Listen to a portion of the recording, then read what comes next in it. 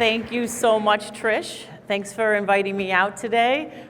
Thanks everybody for coming. Like she says, I own Gingham Market at Gatherings Kitchen. We have been in Lakewood as a business for about 14 years. So we started as a catering company and doing cooking classes. So I've been teaching cooking classes for a long time. Most of the classes at our kitchen are hands-on, so I kind of get you involved in it so you can do the work. So this is it's kind of fun. Today you can sit back and just enjoy the show and I think you're going to get the recipe for what we're making today. What I decided to make, my choice for today was risotto. I think that as I was talking to Trish a little bit ago, something she said that she's intimidated by. She says she never makes it at home because there's something about it that's intimidating to her.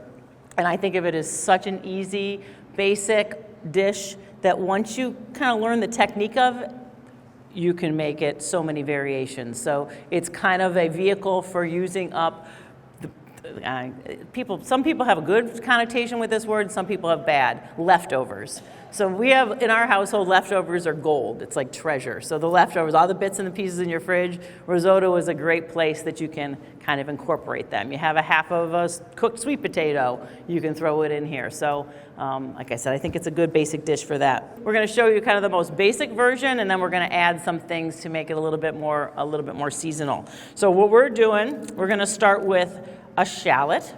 So the basis for the risotto, the first thing you start with is what we call something that's aromatic. So in this case, we're using a shallot. Shallots are these little red onion. They're in the onion family. They're a little bit milder.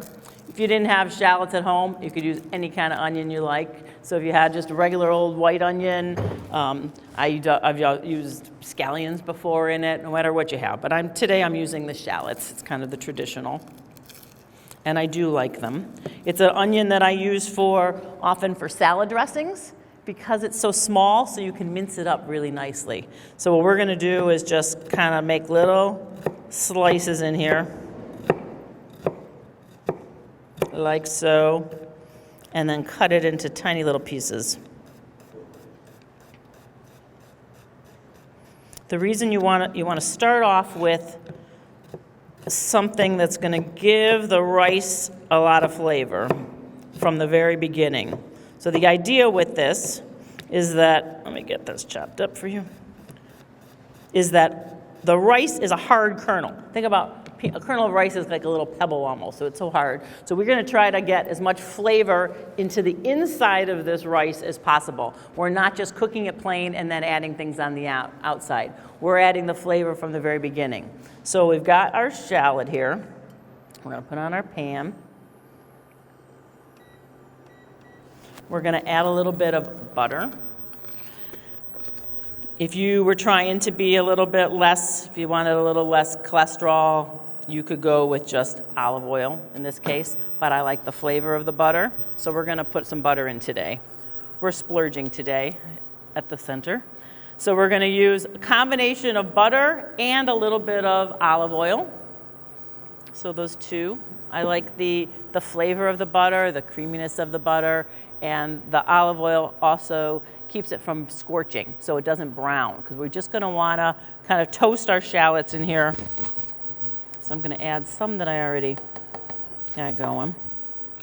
We're going to add the one that I chopped up. And we're going to start sauteing this. I got to work this a little higher. And we just want to stir it up, melt our butter, and we want these to start getting a little bit translucent. So we're flavoring the butter that we put in here, we're flavoring the olive oil with those shallots. I start seasoning from the very beginning. So seasoning means you're adding a little bit of salt and a touch of pepper from the very instant. So like I said, our rice is a hard little kernel, and we want to get the flavor to the middle of it. So, and the rice that we're using today, I really didn't talk about that yet. This is arborio rice. This is just a sample of the packet. Arborio rice it's an Italian rice. They're short grained, so very, very small kernels of rice that is similar to the rice that we would use in sushi. So the idea about the shorter the grain of rice, the smaller the grain of rice, the higher starch content that it has. You can use anything, and actually you can make risotto style food even with pasta. So you can use it other kind, but you just don't get it won't be the same amount of creaminess with like a long grain rice because it doesn't have as much starch in it to begin with, so it won't be as creamy. But yes, you can do it. You can make it. You can try. Yep. Yes, you can. You can use brown rice as well. Yeah, all of those things. But arboreal rice would be the traditional one that you would use, again, because of the high starch content that it has. The myth about, sometimes people think, well, I don't like risotto because of all the cream that's in it. Traditional risotto doesn't have any cream in it. It's a creamy dish because of the starch in the rice and, of course, a little bit of butter and cheese, too. So it's not, faultless from that standpoint. Yes?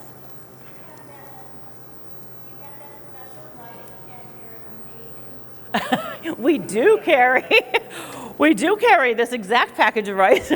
No, we do sell it at the market. So the idea with the market that we opened, so we are up on Madison Avenue. We've been there for 14 years with no market, and we just opened it this year. Is I wanted to have, for one thing, the kind of market I would want on my corner. I've lived in Lakewood a long time, and it's something that I've always wanted was this kind of market where you could get locally made things. You can get imported, kind of all the artisanal kind of specialty goods. So we've got all of that there. So, and we're adding things all the time, really. If there's something that if you're looking for and you don't find, just tell us. We've added things in that people have asked for. So, all right. So I've got the shallots. You can see beautiful. They're just kind of starting to color a little bit, and I'm going to add that rice to it. So adding the arborio, and we're going to give it a stir, and we're going to toast the grains just a little bit. So again, we've got our shallot. We're going to kind of just coat them. All right, once they're all coated, you can add other things too when I talk about the aromatics. Another, if you like garlic, if you're a garlic lover, you could be sauteing some garlic in at this point too, and it would give the risotto a little bit of a garlicky flavor to it. You can use, I do a version that's a mushroom risotto that I'll take and mince up some dried mushrooms that you've reconstituted, saute those in at this point. So anyway, so I've got it all coated. Now the next thing we're going to do is we're going to add some wine. Some people don't cook with wine. If you don't, you just skip this over and you go right to the stocks.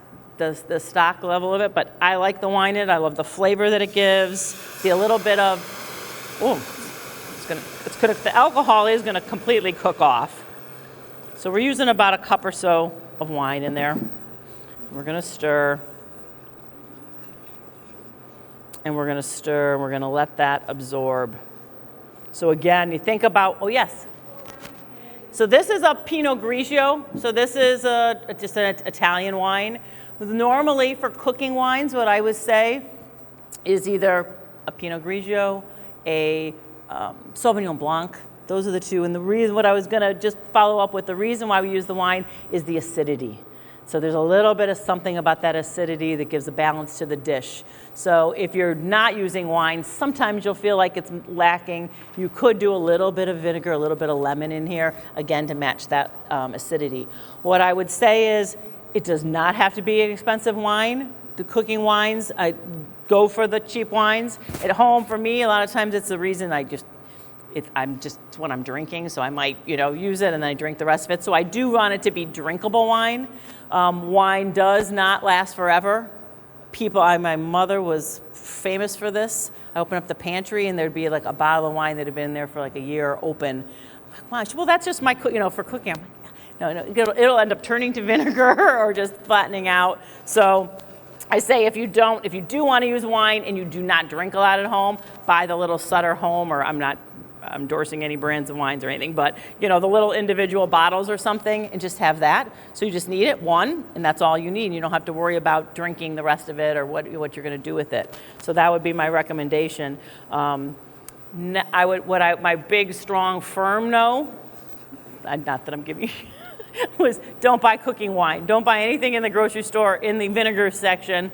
There's a key right there, the vinegar section, that says cooking wine on it. They've salted it. They've made it completely undrinkable because of legal. It's an old, was it the blue laws or whatever those laws, whatever the laws were that you couldn't sell. So they've made it undrinkable. So it's useless. So I put the wine. See how it's already all absorbed in there? I don't know if you can you smell it already? It's smelling pretty good. So now I have stock. So today I decided we're going vegetarian. I wasn't sure if we had any vegetarians coming today. So we're just using vegetable stock. And we're going to put in, it's like a cup or so of stock at a time. So this is where we're working on the creaminess. So this is why people get scared of risotto, the idea of stirring it. So the stirring is kind of cooking it relatively slowly, and you're pulling that starch out. This is stock that we make at the kitchen. So our stock has no salt in it. So we have to be really careful when we're cooking that we are adding the salt. We're seasoning as we go. So we are going to make sure we add some salt. If you're using canned chicken stock or vegetable stock or bouillon, which is completely fine, you may not need to add so much of the salt to it. So use your own, or if you're cutting back on the salt. You're controllable, which is why I like to use my own stocks, the homemade ones, because they don't have the salt in them. So I can control what I want, how much I want to put it in, when I put it in. I'm going to add a little bit more. You want it to pretty much at this stage always be loose, always be soupy. You don't want it to look down and have it be seeing the bottom of the pan really at all. So we're going to stir a little bit more. Today we're going to add very traditional in a risotto. They call it alla Milanese, so from the northern Milan in Italy, northern region, they use a saffron. So I know saffron, not something everybody has in their pantry. It's it's very expensive. It's the stamen of crocus flowers, which is all hand harvested. We're going to use it. I love the aroma of it. I love the flavor of it. We're going to just crimple it up in our fingers and put it in here. It's going to give a beautiful golden color to it because it's a natural food. It's a dye, basically. It's a natural dye. If you didn't have it, you don't need it. If you have if you want the color and a little bit of nice flavor, but you don't want to splurge on the saffron, you could use a little turmeric in here, which gives it that golden color and also a nice flavor. Turmeric has a beautiful flavor too. But it's the traditional kind of golden color. They also have, I don't know if you're familiar with the sazon, which is like a Puerto Rican Mexican spice, little packets, and they have a sazon that has saffron in it. Very inexpensive, and you can just use a little bit of that packet in here too. Gives the flavor. All right, so see, I'm stirring, and now it's getting, when I stir, I can see the bottom a little bit. So what I'm going to do means it's time for more stock. I always say that this is a good dish to have for if you have some friends coming over, and they always want to be in the kitchen with you, and sometimes you really don't necessarily want them in the kitchen with you. You're trying to finish something, so I'll say have a glass of wine and stir the risotto, so they can help. So get more salt, right? I added some stock, so for me, I'm adding some salt, and I'm going to put a little bit of pepper. For me, the rule I usually say is about half to a quarter amount of pepper as you're putting to salt. So it's not an equal. A lot of times people think salt and pepper, it's an equal thing. It really is not. It's more salt to pepper. Otherwise, it'll get very spicy. So at this point, I start doing a little bit of tasting just to see, and I'm tasting that my broth tastes good. I'm tasting that, is the risotto, is the arborio cooking enough? It's still very crunchy right now. Mm-hmm. No, that's not a silly question at all. So basically we use celery, carrots, onion. And usually we try to think from a proportion standpoint. There's something there, it's a classic French cooking term called mirepoix, which you may have heard before. So it's 2 parts onion to 1 part celery and carrots. So that's the base right there. So it's more onion. So you usually what I'll do, depending on what I'm making, so maybe, if you have like a 4-cup pitcher, one of those Pyrex or something, so I'll put a cup of carrots chopped up, a cup of celery chopped up, and then fill it with the onion on top. We'll use some tomato bits and pieces if we have them. So like ours, you can see this one is pretty golden today. So the ends, if we're making sandwiches, tops and bottoms off of your tomatoes can go in there. When you're making the stock, by the way, all the things, so when I took the peel off the shallot, all of those items, if you are a stock maker, can go into a little baggie, you can throw them in your freezer, and all of that stuff can go into the stock, so all those bits and pieces. So I might put mushrooms in it. From a vegetable standpoint, that's about it. So what you don't want to put in are things like broccoli, cauliflower, peppers, the cruciferous and those things that are they're kind of gaseous, because you're putting this into a stock that you're going to then use to make other things maybe. So you want it to be a little bit more neutral. But that's basically all we use. And then it cooks pretty quickly. But otherwise, everything is just coarsely chopped. You put it in pot, cover it with water, usually about twice to 3 times as much. So you make sure you're covered with water. I'll usually throw in a little bit of thyme if I have the fresh. If I don't, some dried thyme, a bay leaf or 2, some parsley stems, or if I have it again, it's whatever I have in that case, and then nothing else. So no salt goes into it, no pepper, no seasoning. I bring it up to a boil. Once it comes up to a boil, you lower it to kind of a simmer, so it's kind of bubbling.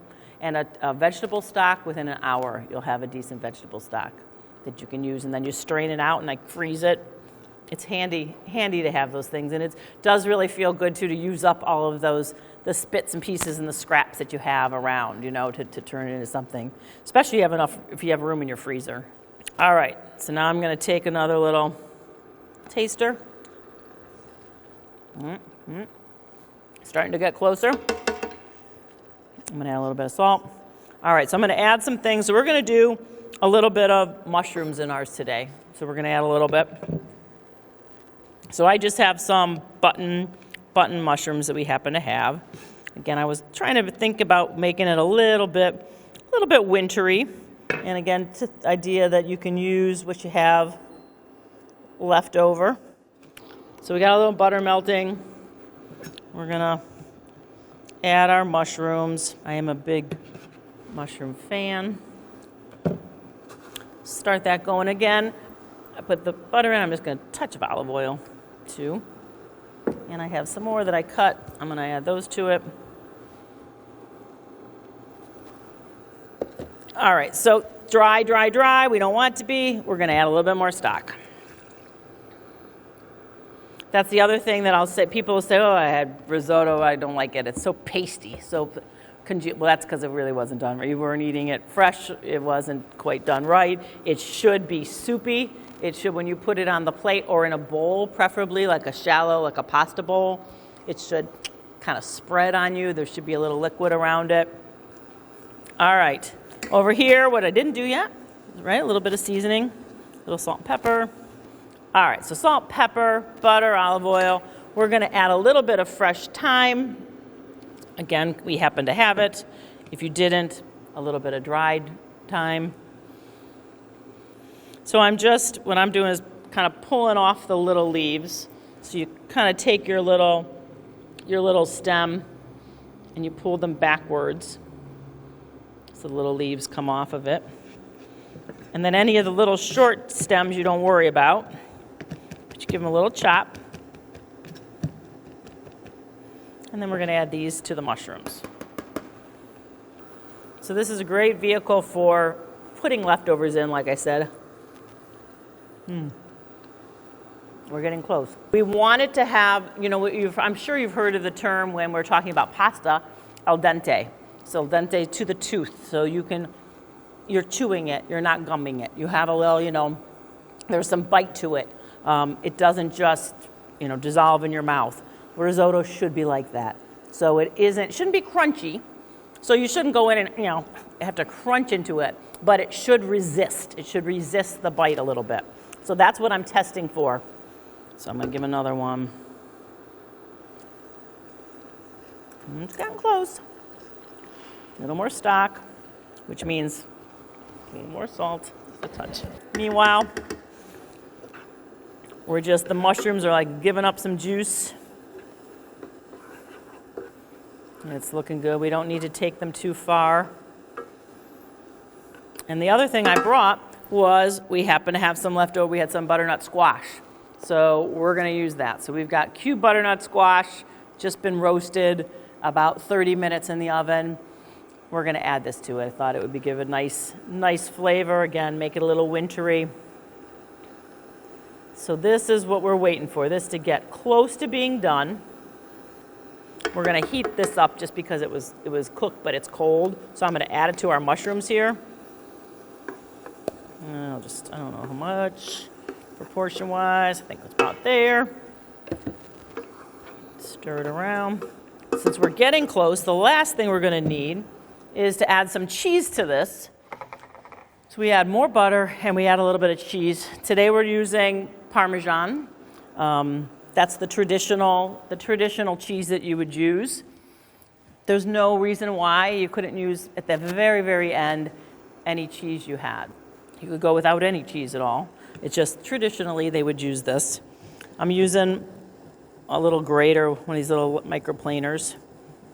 This Parmesan Reggiano is a little bit high-priced ingredient, but you find with a lot of these ingredients, you don't need to use very much of it. So one of the reasons why it's so high-priced, the Parmesan Reggiano is the most concentrated, so it's very concentrated, has a lot of protein in it, a ton of flavor in a tiny little bit. And when you use something like a microplaner, you can see how I barely got a nibble off of that and how much cheese you end up with by just grating it up. And you get a big pow with flavor. So we've got turn this off, our veggies are going in now. So near the end of the cooking, we didn't want it to get too mushy. So we wanted to retain a little bit of what I say, like the vegetable's integrity a little bit. So if they were in there the whole time, they would completely break down and lose. So I like it to have a little bit of separation. So pretty colors here.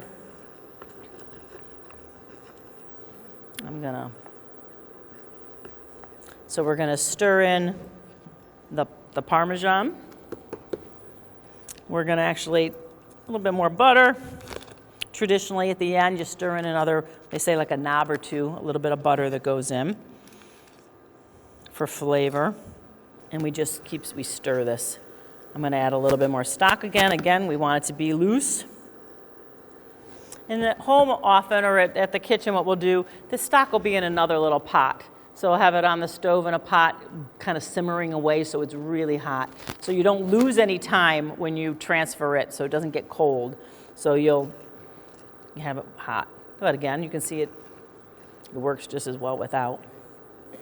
The one thing about the pot, I would say, obviously you can use anything you have, make do with what you have. But if you did have one that had a little bit heavier bottom on it, it works a little bit better. So not your thinnest pan in the kitchen, something that has a little bit of weight to it. You can see this one has a bit of and that just helps with the scorching because you're cooking it for a long time. And you could see that I did step away. I wasn't really stirring it for 30 minutes. So you want it to be able to withstand that a little bit and not scorch. All right, it's getting down to the wire. I know you're probably getting a little hungry. Well, I'll let you decide, but I think it's pretty good. I think it's really good. So you think it's simple enough you could do this? Pretty easy, huh? All right, I think we're ready. I think we can start giving some samples. I'm going to add a little bit more cheese because we have some here. So just over the top. Oh, I was going to say about the leftovers. So we're using what we said, perhaps leftovers in here if you had them. In the springtime, we do our springtime risotto, which is really popular, where we'll put like peas and asparagus in here. We'll top it, if you wanted to top it with some protein and make it an entree instead of just a first course or a side dish. You can use sauteed shrimp in here is a perfect thing. chicken, sliced grilled chicken could go in here. I think it's a great accompaniment to fish, so fish on the side with the risotto. When we have leftover risotto, what we'll do often is we'll make what we call risotto balls. So you take the cold, congealed risotto that's very clumpy. We'll add a little bit of mozzarella cheese to it, some herbs, roll it into little balls, bread them and fry them. And they're delicious, kind of cheesy.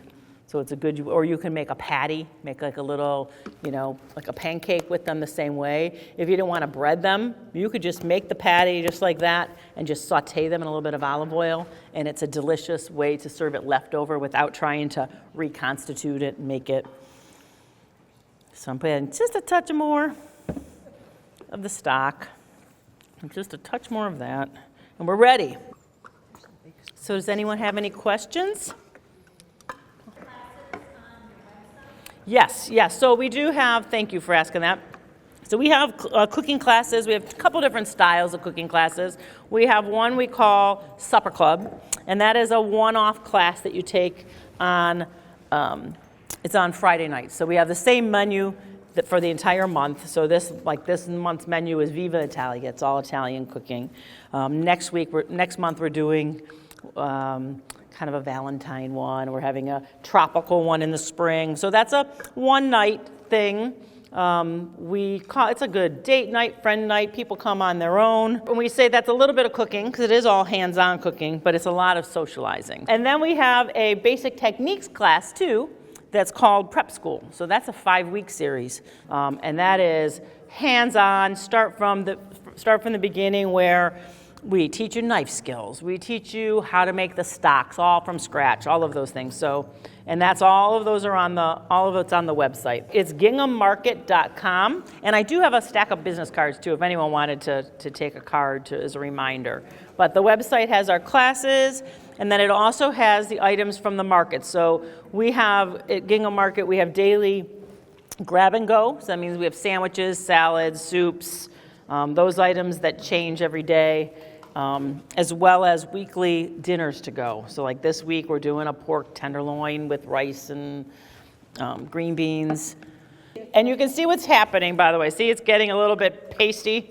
So if I am doing this at home, or if I want to, I'll stop it right here, stop it, have that hot stock going, and then right before I serve it, start to add a little bit more. So it would go to the plate with a little bit more liquid than what you're getting, because it just the starch just dries, gets it really pasty. So you got fall version, like this, fall, winter. We have our springtime, I told you, with asparagus and peas. You got your summertime. So really, it's kind of one of those possibilities are endless kind of thing. Well, does anyone else have any questions? Anything else? Did you enjoy it? Are you enjoying the... Well, very good. Well, I want to thank you all for coming out. I hope that you did enjoy it. I hope you make it again. If you have any questions, you have my business card. You can email me, and I will answer your questions. I hope to see you at the market sometime or one of our classes. So thank you very much.